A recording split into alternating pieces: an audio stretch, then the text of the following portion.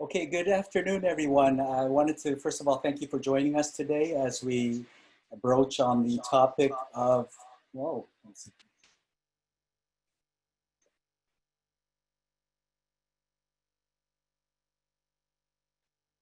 sorry about that. While we broach the topic of humidity as well as ventilation and its impact on our health. We also have some, looks like international guests from Germany and India, so I want to welcome our overseas guests. So my name is Michael Donham from Pure 365, and I wanted to extend a warm welcome to our special guest and panelist, Nikki Kruger. She's the Building Science Manager for Thermostor. Welcome, Nikki. Thank you. You've been in the IAQ industry for about 2 decades. Yeah, it's probably flew by, right? Where does time go? Yeah, and you're definitely one of my favorite subject matter experts on moisture control and ventilation in homes, and really appreciate you joining us today. We have most of our listeners are integrators in the custom integration field, and wellness technology, things like humidity are new for most of them. So really happy to have you share your knowledge and expertise with everyone. Thank you. Yeah, it's a good combination because our technology has really started in custom homes. And that's really where we have been for a long time. So while we might not have played together directly, we've both, all of us have been in those same homes. It's just now we can bring it together and make it easier and seamless for the homeowners. Right, exactly. So before we dive into our subject matter, I wanted to give a brief overview of Pure 365 for those who are joining us today and listening for the first time. So we definitely started out Pure 365 for a specific mission. It may sound pretty lofty by the looks of it here, but I mean, even today, never in our lifetimes has it mattered more where we go, right? Or not go, when we go, and in what manner we interact with our environment. And yesterday I was looking at the numbers, and already globally 20 million cases, and very sadly 750,000 deaths. And in the US it's 5 million, and it just crossed 165,000. So it's really hard to grasp what's happened the last 5-6 months, but there's no doubt that there's a better understanding of how our environment is affecting our health.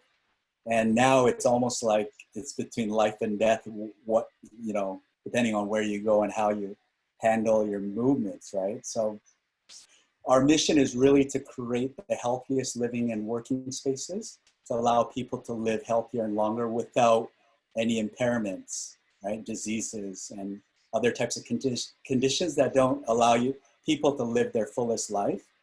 And this may sound simple on the surface, but what does this actually mean? It's really input and an output concept. So what we breathe, what we eat, what we drink, the quality of those things will determine how it affects our bodies and what's going to be the outcome of it.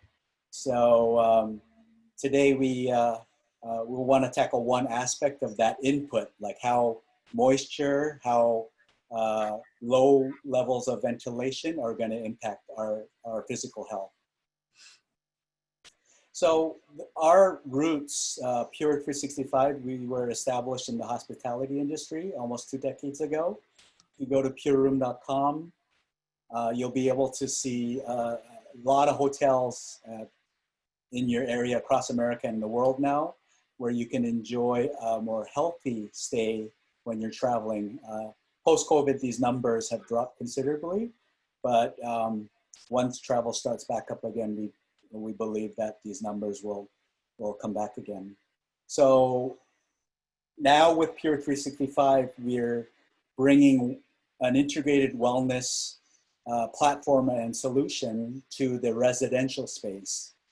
And we're doing it by combining world-class hardware with an integrated platform, so you can actually see the levels of your air quality and water quality all on one app.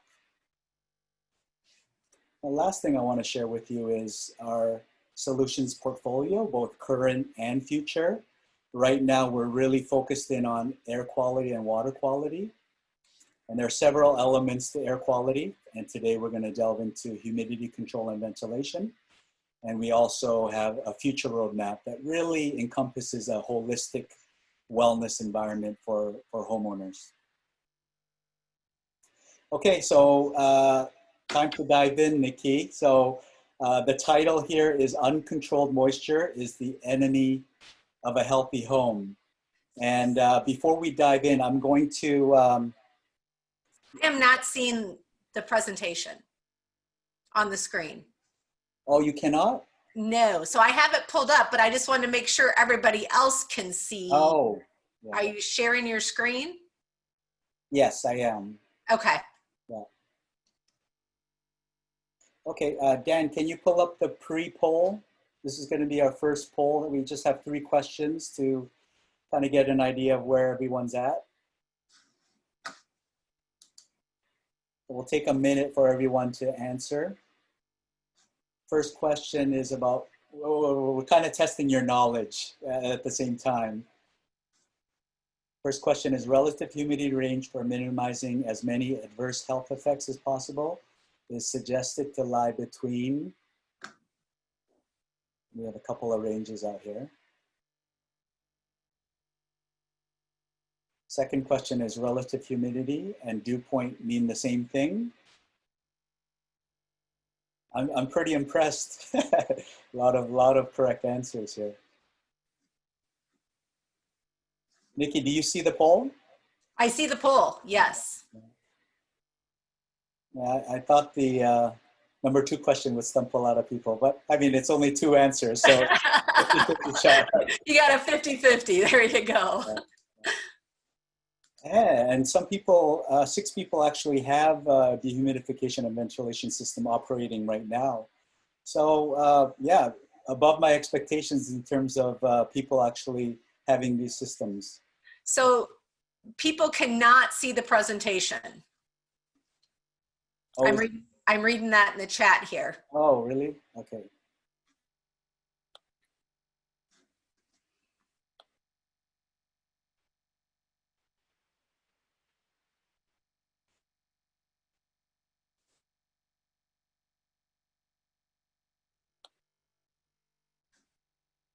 How about now? Would you like me to? I can't see it. Oh, Dan.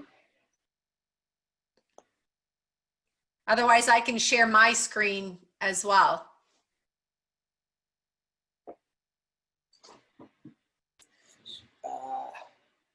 Apologies.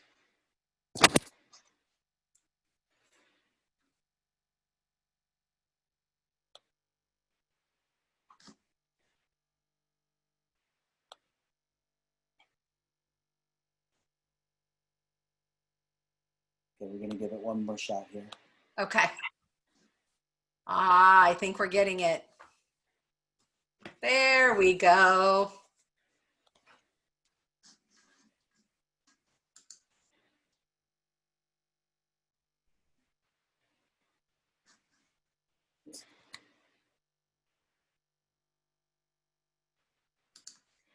Okay, we're just gonna have to do without the full version.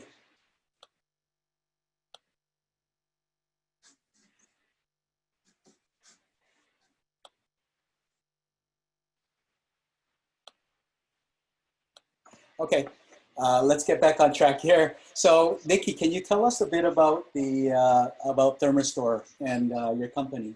Sure, sure.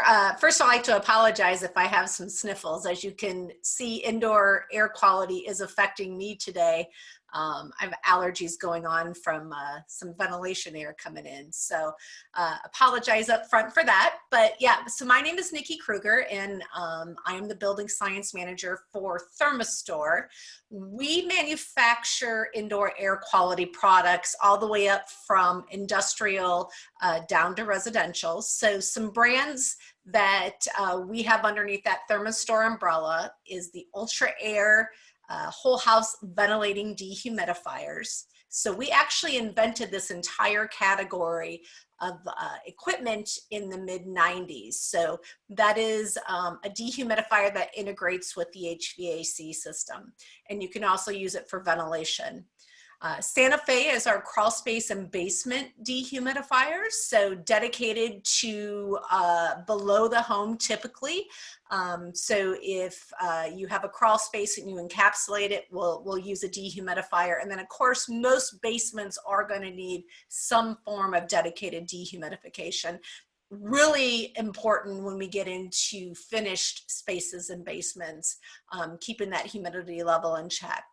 And then Quest is our commercial line of dehumidifiers. And then Phoenix is our restoration equipment. So this time of the year, especially when we get into hurricane season, we manufacture the equipment to be able to get that water out of businesses, out of homes.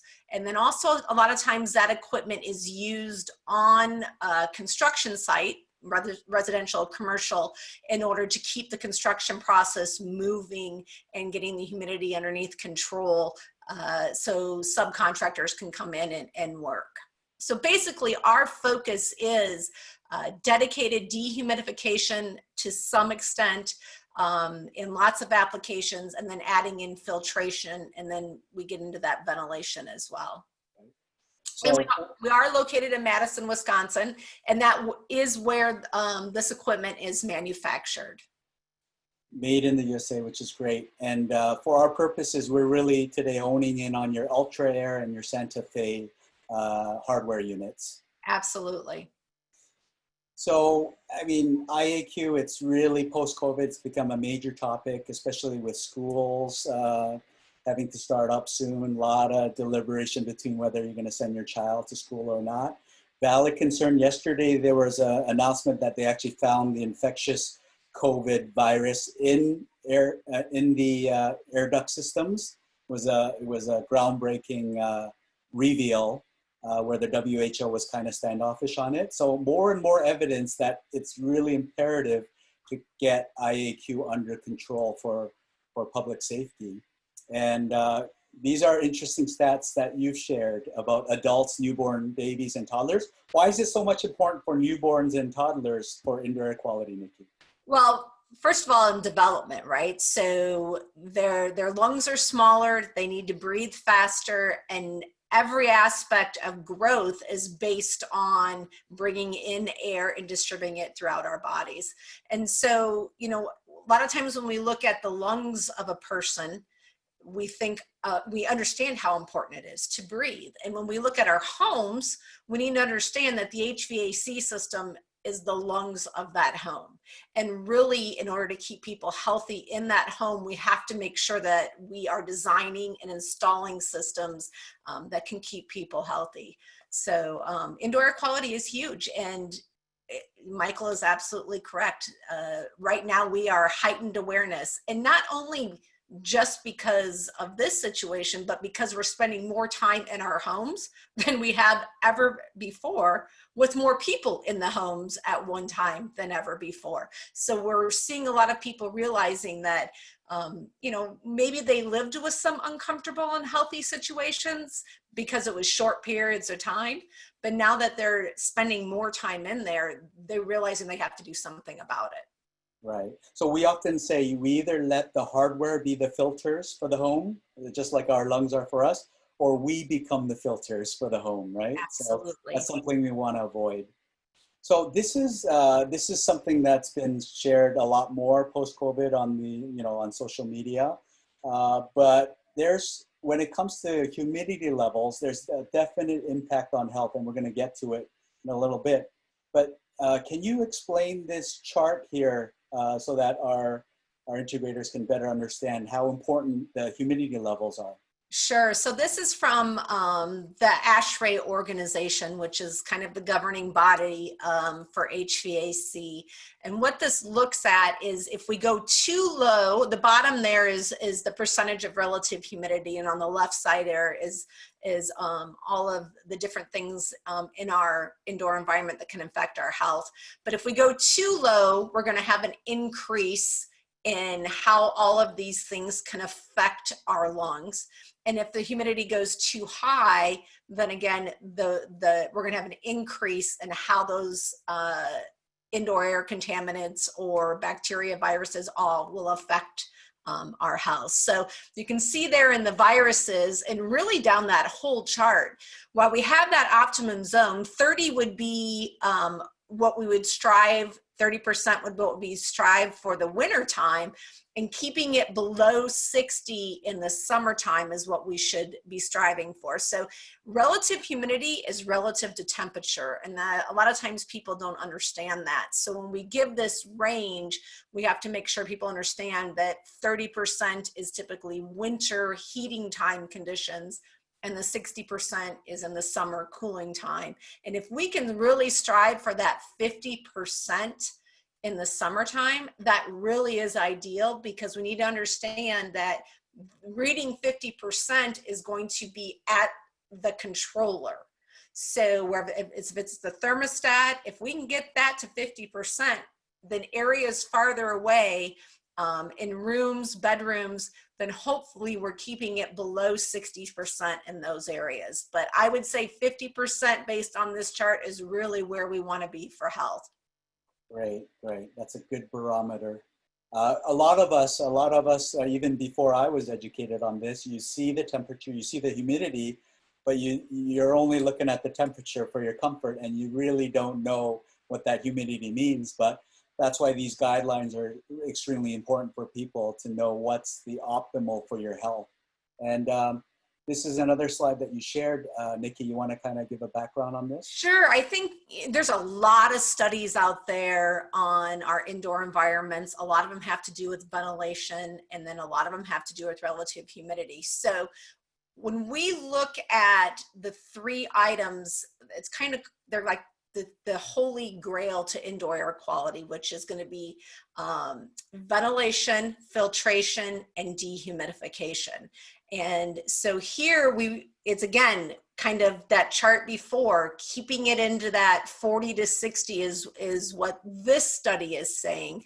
You know, some of the things with our current situation with COVID, we have seen, you know, that they're saying that the higher humidities potentially could be better because the droplets will fall quicker and not potentially make it into the airstream as much. But we have to be careful what we're chasing here. We know higher humidities can have a whole range of other effects on our health, including, you know, mold growth and that sort of thing. So we can't always be chasing one thing. We have to look at our situation or our customer's situation and say, okay, what's going on in their homes? What is, you know, their goals? And then make sure that we're incorporating the right elements of indoor air quality for them. Yeah. So this next slide, it kind of gives several different guidelines, like the American Lung Association, EPA, AMA, they're like less than 50. And then ASHRAE is less than 60, and Building Science Corporation out of Boston, they're like 25 to 60. So there's all these different guidelines. And I think as we go through the presentation, we'll kind of see dust mites. Why is it important to be under 50? And other things, why is it important to be above 40? So it's pretty wide spanning. And I think everyone, based on where they live, what situation, they have to kind of find out what's best for them, right? Absolutely. And what we've seen, especially in custom homes, and I'm working on a couple of them right now, where when you get to a certain level where they're getting the custom system and integration, there is an expectation of comfort out of the gate. Like, we have paid for this, we're willing to pay for this, we expect our homes to be comfortable all the time. And health is a given. They want a healthy home. And then when it comes to personal belongings, we have the artwork and the musical equipment and all these other things that also they want protected all the time. So humidity is a big part of all of this. Right. Very valuable assets in many of those. Absolutely. Right? So that's another point to have to control your humidity levels, right? Protecting the assets. So this slide kind of gives you what is detrimental to our health with high humidity levels and low humidity levels. We talked a bit about it, but low is typically, it's easier to get sick with viruses, influenza, you get dry skin. I was surprised to see educational performance, but very low humidity levels also have an effect on cognitive functioning. But the high humidity levels, which is what we're really focusing on, mold, dust mites, and asthma allergies. Asthma and allergies have risen over the years, haven't they, Nikki? And Yes, what does high humidity have to do with that? So a lot of that, especially with asthma, is going to be coming from, mold growth, and we don't always see it. And I think we have a slide upcoming kind of where moisture comes from. And a lot of times it can be in our walls, in our ductwork. It's not always visible like it is here on a wall. It can be very hidden. So controlling that relative humidity inside really helps us try to mitigate where it can be hiding as well. And I think a lot of our asthma and allergies is also coming from the products we're putting in our homes and the off-gassing of them. So we know that formaldehyde can be very high for off-gassing when we have high humidity levels, which we're going to talk about too. Right. So we saw a short clip of visible mold on the wall, but more often than not, the mold is behind the wall because of, moisture issues and leaks in the pipes. And as we can see here, once humidity exceeds 60% for a very regular period of time, that's when you're going to start getting the mold spores, get mycotoxins in the air, they get into the environment, and that's what causes allergies, asthma, and even more significant health issues. And Nikki, I know that so many people are sick, they feel bad, they just don't know what the cause of it is. They go to the doctor does the basic test, and they can't figure it out. And then many, many months or years later, they get a mold test, and they find that it's mold. Do you see that? Absolutely. And, we see statistics out there that if you're above 70% for 72 hours, then you're going to get mold growth. But what we need to realize is that high humidity, it could be 50, 60%, that everything in our house is constantly collecting moisture. It's called moisture loading. So the couch, the drywall, our mattresses are constantly absorbing moisture. And then when they get to the point that they can't absorb anymore, that's when we'll start seeing mold growth. So you don't have to be at those high levels to get mold growth. That's just a short amount of time, 72 hours. We really need to be thinking about all the materials in our house constantly absorbing moisture during the high humidity seasons. So Nikki, it's not just the moisture itself, it's the combination of moisture and an organic material like cellulose, something organic. When they combine, that's when mold forms and mycotoxins can be released into the air. So that's another reason why humidity control has to work in tandem with filtration to reduce the organic materials that the mold can latch onto, right? Yep, and everything is organic in our homes pretty much, because as soon as dust lands on it, that is food for mold. Exactly. So dust mites, tell us a bit about dust mites, especially in our bedrooms. Yeah, dust mites are a big one. Like it says here, 80% of asthma, hay fevers, and other allergic ailments are caused by dust mites. It is the most potent indoor allergen that we have in our homes. And we're not allergic to the actual dust mite, but the fecal matter or the droppings of the dust mites themselves is what people are allergic to. They're very hardy. They multiply easily in warm, humid places.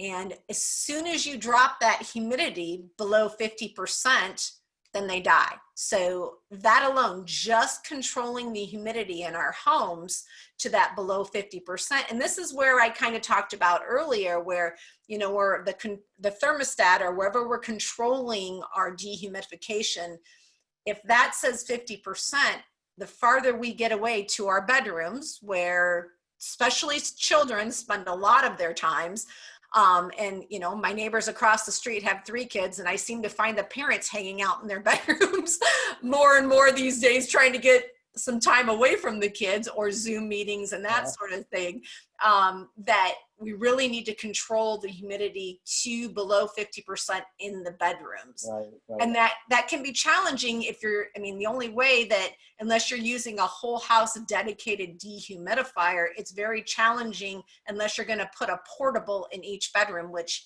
you know, doesn't make sense, especially in our higher end custom homes, but trying to drain them and all that, people don't want that. Right. So we know now, post-COVID, we're spending at least around a third of our time in our rooms, but children are, you know, my kid's in his room most of the day, right? So that's why I like to keep mine around 45, because I know, and I have monitors everywhere that have the humidity levels. This is the main reason why I try to keep mine under 50 for all spaces. Very important.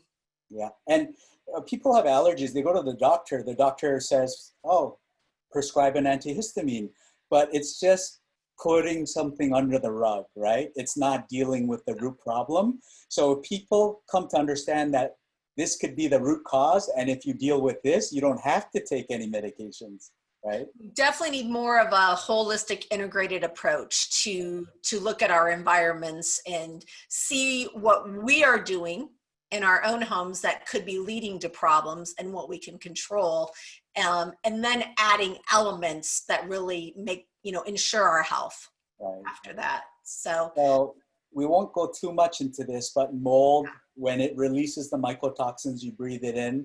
Some of the health hazards that are related to this, coughing, wheezing, runny nose, skin rashes, loss of appetite, inability to concentrate, fatigue.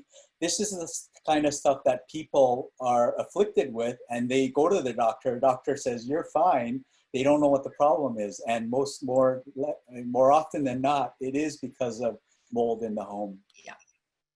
And you mentioned previously, you know, when the relative humidity is high, there's another side effect with the chemicals that we have in our homes. It's actually going to raise those levels, right?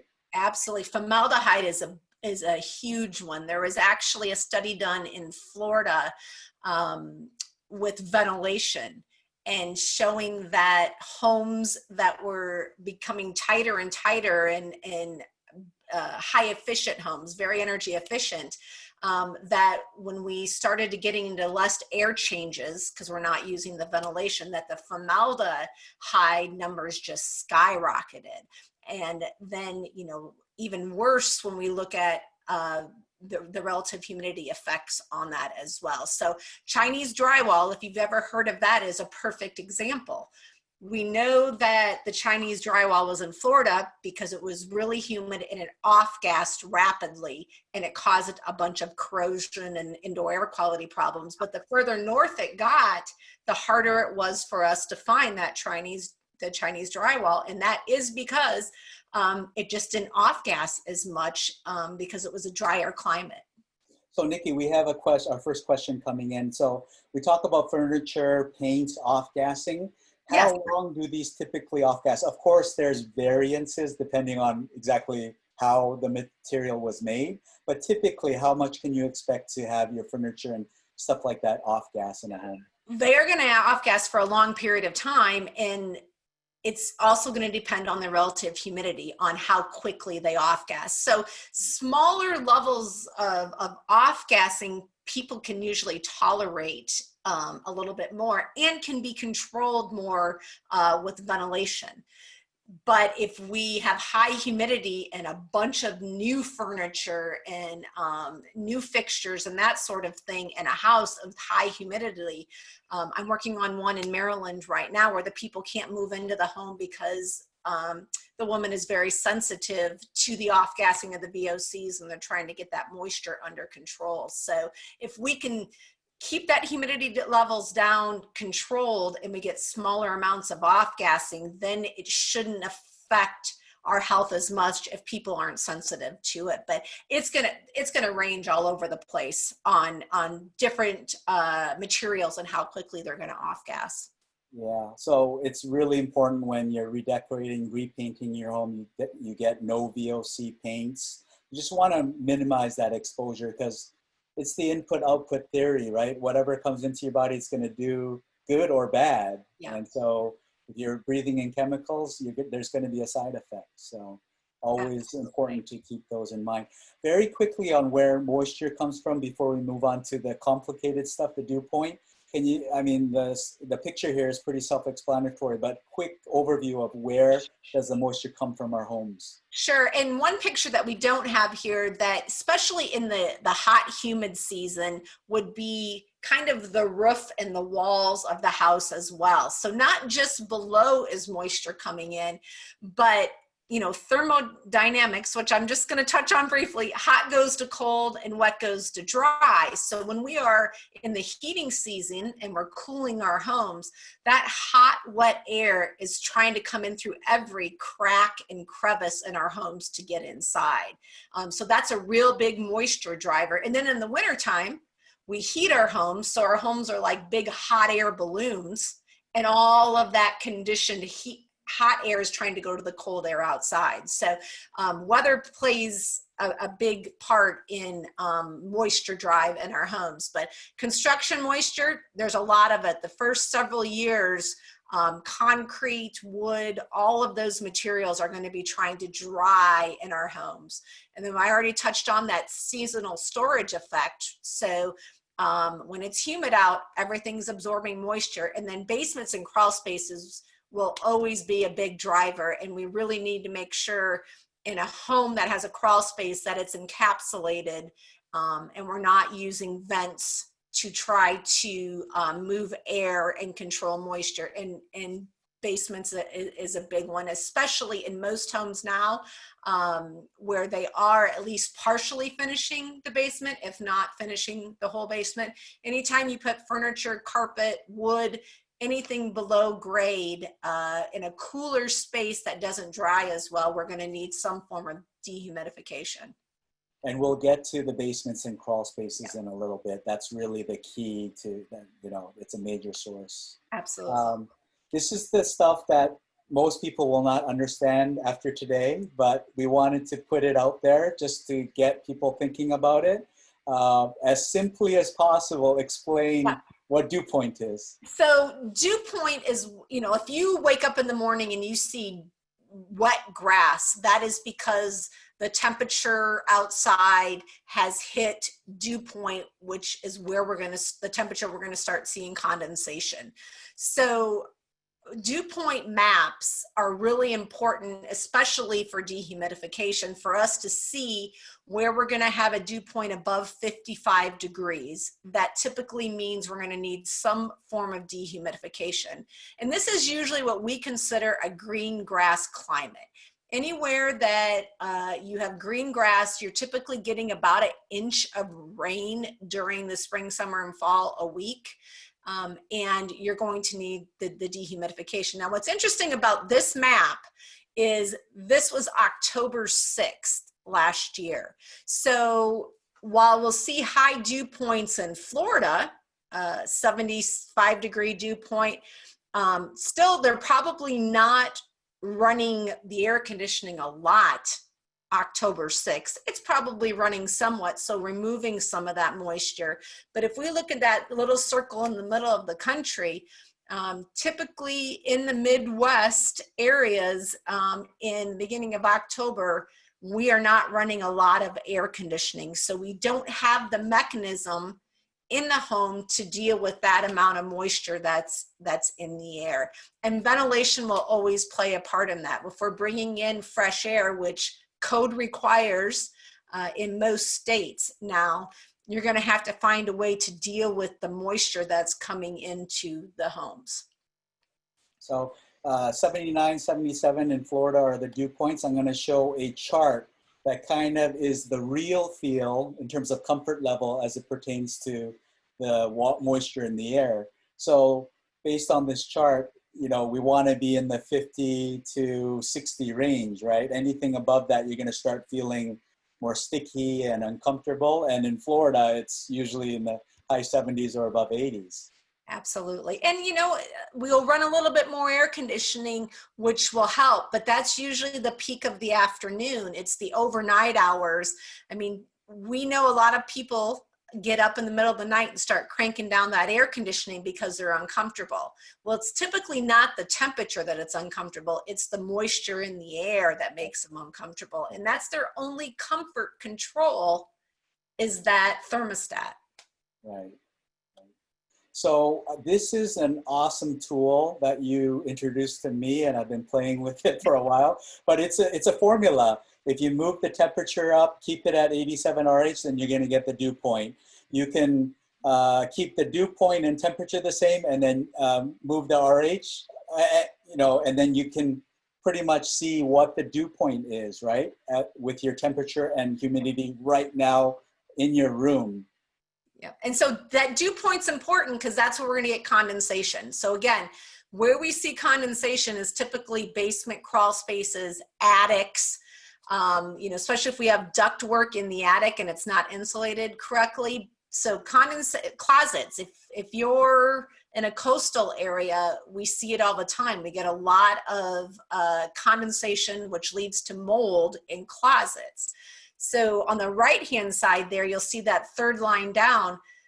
Based on your conditions there on the left, it's going to tell you your mold risk, how many days till you potentially have mold.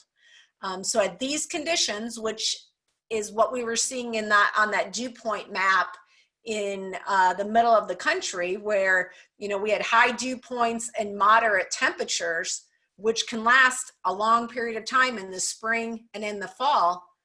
You know, we only have 5 days till potentially we have a risk of mold growing somewhere. Right, right. So when you introduced this to me many months ago, the concept I had was implementing this logarithm onto our platform, where based on the sensors that are tracking the temperature and RH, we can actually notify homeowners, high mold risk, days to mold 5, you need to like reduce the dew point or something like that, right? Yeah. And dew point's hard. I mean, most homeowners are getting a better grasp of relative humidity, but they still don't always understand that it's relative to a temperature. Right, right. So relative humidity is like a moving target, whereas dew point is kind of like it's on its own, right? Yep, it's the absolute. Yeah. So this picture kind of depicts how relative humidity is a moving target. So if you look at the temperature 65, relative humidity is 100, but when it goes up to 80%, because it can hold, why don't you explain it? Okay.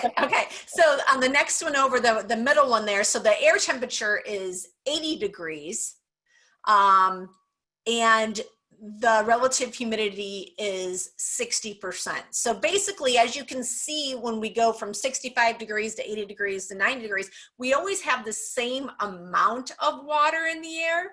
It's warmer air can hold more water, and colder air holds less water. Now, really, that's a simplified way of explaining it. It's more of an energy explanation, but that's the easiest way. So colder air, when we get into our basements and crawl spaces, when you cool the air, the relative humidity goes up. When you warm the air, the relative humidity goes down, but the same amount of water is still in the air. And that's why we need to know dew point a lot of the times to understand how much water really is in the air. Right. So, but when it comes to the home, it's tough to base everything on dew point because you don't have a dew point meter. you got to go by relative humidity. That's why we're giving these ranges of 40 to 60. But dew point is something to keep in mind for sure. And Absolutely. So one of the things for integrators, they install magnificent theaters in clients' homes. Like you don't have to go to the movie theater; you have one right in your home. Now, a lot of the time they're in the basement, maybe not, but a lot of these places they're susceptible to humidity, right? So there's going to be a comfort aspect, but there's also the investment. You don't want a $100,000 theater to be affected by humidity. And we're getting a lot of calls right now, actually, on exercise rooms in homes. So where people have had an extra spare bedroom before, their gym is closed or they don't feel comfortable going to the gym. Now they're changing, you know, even the whole basement into a workout area and trying to figure out how to control that humidity. So our homes are drastically changing right now with our current situation, and this could be for a while now. Right. So more people are spending time at home. More people are pulling up at being entertained at home in their theaters. It's a great way for us to create a more comfortable environment. Yeah. And healthier. Protecting electronic equipment is very important. And one of the things that I've seen with my experience working in a lot of the homes where there is a whole integrated system is they usually have very unique features in this homes. One of them, there was an atrium. We see a lot of large aquariums. Sometimes we put dehumidifiers in homes in Arizona because they like to have water features in the home. So there's a lot of unique situations that definitely this group here is going to run into that aren't typical in a lot of other homes. And so that makes it even kind of more unique. Right. So up until now, the typical way for someone to reduce relative humidity in the home is obviously crank up the AC. But the problem is systems are so oversized these days that it only takes a short time to hit that temperature set point and not enough time to dehumidify the space, right? There's a whole combination. It is, our AC systems are typically oversized. Our houses are becoming more energy efficient and high performance, so we don't need a lot of conditioning of the air anymore like we used to. And then also we have the code required mechanical ventilation for indoor air quality coming into play now. So before, where we didn't worry about bringing in a certain amount of fresh air from the outside, now it's code mandated. And when you bring in that fresh air, you bring in the heat, the humidity, the cold, and everything that's outside. So we have to figure out ways to deal with that as well. And obviously, our forte is the filtration and the dehumidification of that air. So this brings us to the issues. AC is not able to properly address dehumidification except for certain instances, but to have a real dehumidification system working effectively and efficiently at all times, you really need a whole house system like what you guys offer. And, absolutely. So it gets to that set relative humidity. So the AC is only going to remove water when it's running. Right. So with one of your systems, like we see in this picture, you can set the RH at 50 or 45, and it's going to constantly maintain that RH. Yeah, typically it's set up so the AC will run, and when it shuts off, then the dehumidifier will come on if the relative humidity is above the set point and get it down to that set point. So we let the air conditioner get to that temperature where everybody's comfortable and remove as much water as possible getting to that temperature, and then the dehumidifier will handle all the other times when the relative humidity is too high. Plus we have MERV 13 filters, so we get some good filtration, especially with that ventilation if we're using the dehumidifier to bring in that ventilation air as well. So Nikki, I'm gonna turn on this animation. Okay. Why don't you walk us through it as it plays? Sure. So here we're going to bring in air to the dehumidifier from a central location, typically a living room. We have a fan inside the unit, so if we set it up this way, we don't have to use the air handler. We're bringing in fresh air into the dehumidifier as well through a MERV 13 filter.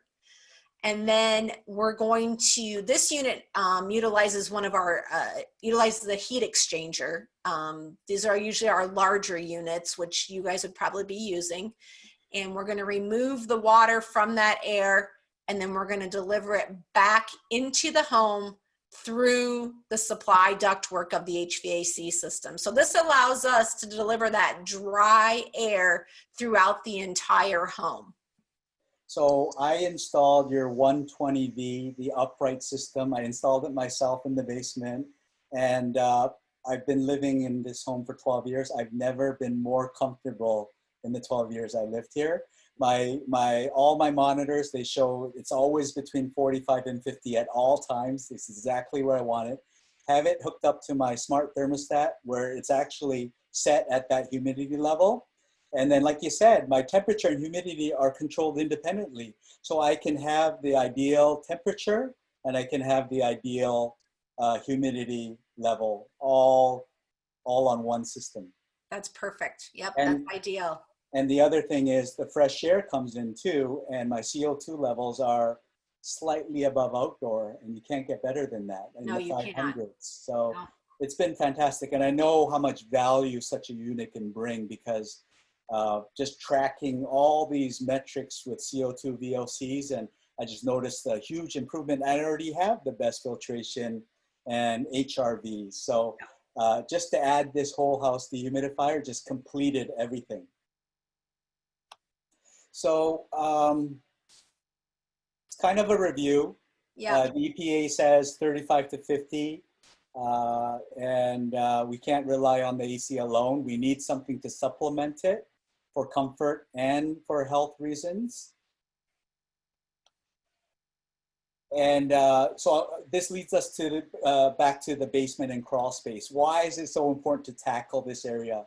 So typically, because basements and crawl spaces are below grade, you know, kind of like we're building with a basement, we're building our home above an in-ground pool, basically. So we've got water from the ground that we have to stop, and that's a lot of times the foundation and the construction, but we're always going to get vapor drive through the walls and from the floor, which is typically concrete in these spaces. So the relative humidity with no dehumidifications in most basements will be about 65 to 75% in the summertime.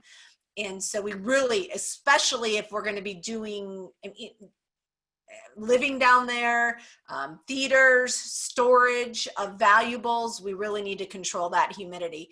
And then also with crawl spaces, they're going to have a higher relative humidity when it's humid outside. It's just when we have them vented, humid air comes in, and then again, usually below the home, it's going to be cooler. And as soon as that hot, humid air comes into the crawl space, the relative humidity is going to go up because it's cooler. So we've seen a huge trend in closing up crawl spaces because the building science is showing the energy savings in the property protection and the reduction in humidity in the rest of the homes when we close up those crawl spaces. So you can have a home with the best filtration system. You don't do anything in your crawl space. All of that moisture and poor air quality is just going to come into your space. So it doesn't make sense not to start at the crawl space and basement. You have to start there for sure, and then you can move your way up. So our integrators are typically like, this is a new venture, wellness technology and controlling, managing indoor air quality.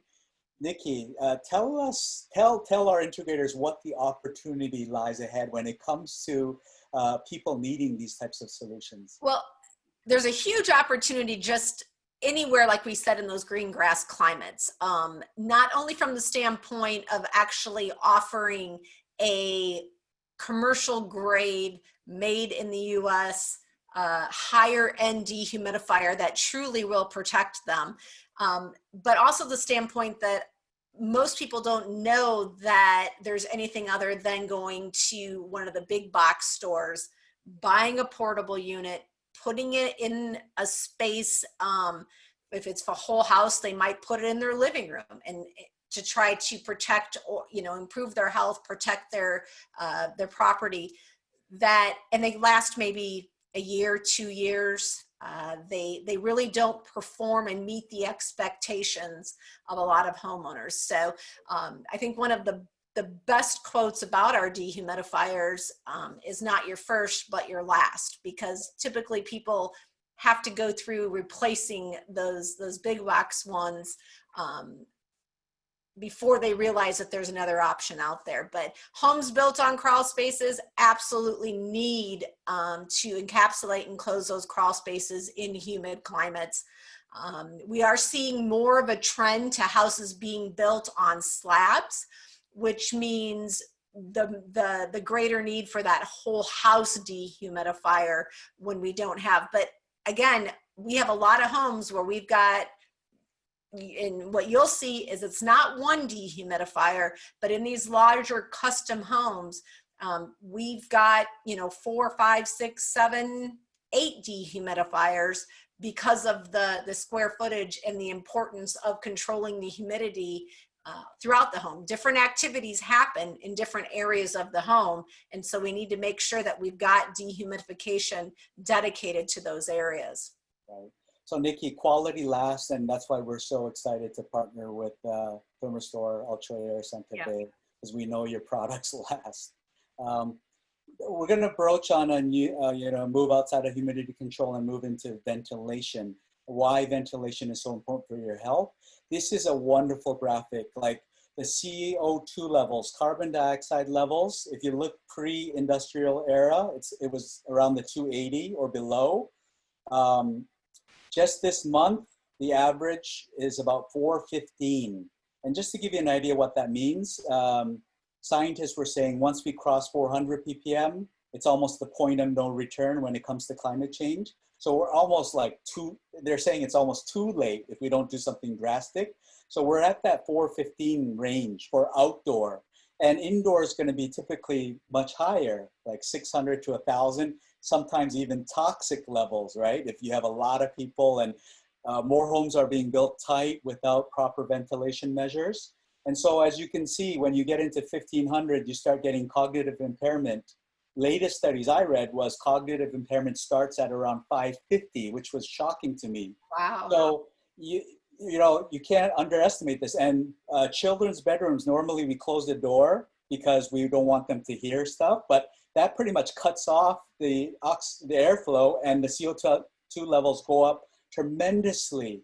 So if you have any children, you got to make sure you don't close off those doors, or your CO2 levels are going to get into the 1,500, 2,000 range. So that's why ventilation is so important, because it brings in oxygen. It's going to reduce your CO2 levels. Yep. And so your products, one line of your products are ventilating dehumidifiers. Tell us how much ventilation is possible. Sure. So that duct on the right side of the screen at the top is a dedicated fresh air ventilation duct. You don't have to use it. If this home is utilizing other strategies for their ventilation and you just want to integrate the dedicated dehumidification with the HVAC system, you can shut that damper on that. But you can supply fresh air ventilation with our dehumidifiers, and then based on the total CFM of that unit, you'll get about 1/3 of the total ventilation. Now these homes, a lot of these larger homes, well, we sometimes have to get creative on how we're going to satisfy if they're being built to a certain standard for ventilation needs. But the most important thing is we can bring in fresh air and we can dehumidify the entire home separate from the AC system. Right. Nikki, we have a question from Todd. So how do these disciplines intersect with the passive house trend? that, you know, for a tight envelope, minimal air exchange. Absolutely. Thank you, Todd, for that question. That we shine in passive buildings where they are trying to minimize the heating and cooling as much as possible because they are going to need moisture removal. We work very closely with FIAS, which is the United States version of Passive House, and actually have several projects that have integrated dedicated dehumidification into them. So again, the tighter our houses become, because we don't want to use the energy from the heating and cooling system, the more of a need for dedicated dehumidification in those green grass climates, because you have to have something that controls the moisture, not only from the ventilation air and from the materials in the house, but people. We all generate moisture. So about 1/4 pound per hour per person. So a family of 4 is 2 pints or pounds, a pint's a pound the world around, of moisture. So everything we do is generating moisture, just breathing. We have to be able to deal with it. Another question from Ellie. This is great info. However, for us in Southern California, these products don't typically apply. How important is it to add humidification to the home in areas that struggle with low humidity? We typically sit around 30% RH. And you will have to do in older homes, typically in newer construction, they don't recommend using humidifiers anymore because they're so tight that people will generate enough moisture inside. But I'm from Wisconsin. I lived in older homes. I would never live in an older home without a humidifier. And you will need to figure out a strategy to be able to add that humidity. Now, I will say, being Southern California, we have also installed quite a few dehumidifiers there. I actually was there when we did one in Dom DeLuise's house. So it all depends on different factors if a house is going to need dehumidification or not, even in some of these climates that we typically don't think of high humidity. So Nikki, we're kind of close to wrapping up. We're extremely excited to be able to offer your top of the line moisture control options. In the coming weeks, we're gonna be able to get all the product line onto our website with dealer pricing. So all the integrators can look out for that. If any of you listening today haven't registered yet, you can register as a Pure Pro to access all of our content and access dealer pricing and start the education process on how best to offer wellness technology solutions to your client base. We have an excellent iPad app that has all of our partner brands, and we're going to add Thermistor up here as well with all of the spec sheets, brochures, marketing assets, case studies. I saw you came up with an awesome case study yesterday for the multi-dwelling units. Yes. Mold was forming everywhere, and then once you installed your wall units, it just went away, right? Yep.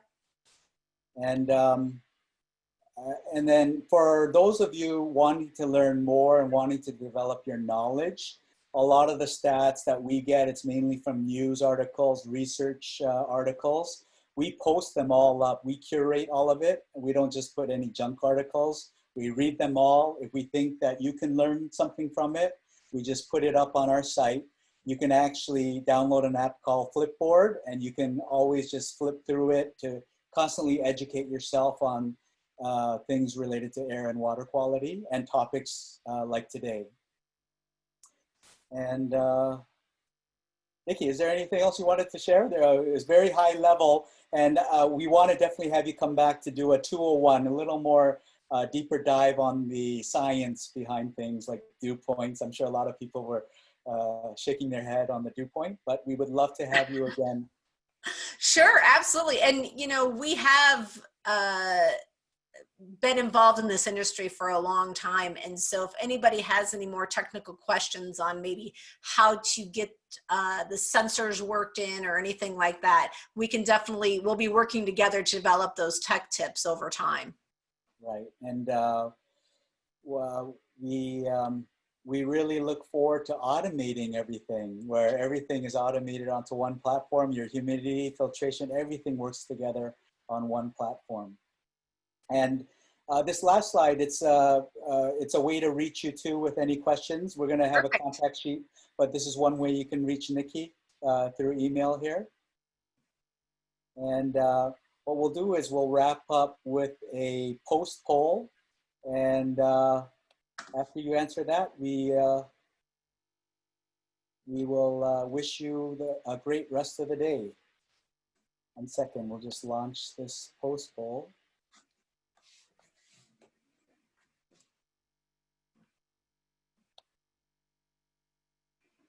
Ben, can you launch the poll number 2? sorry for the technical difficulties today. Okay, it's finally come up here.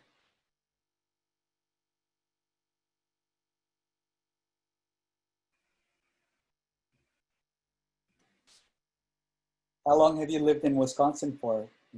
Well, I was born and raised in Iowa and Wisconsin and just moved to Virginia 3 years ago. So this is a whole different level of uncomfortable in the summertime with the dew points.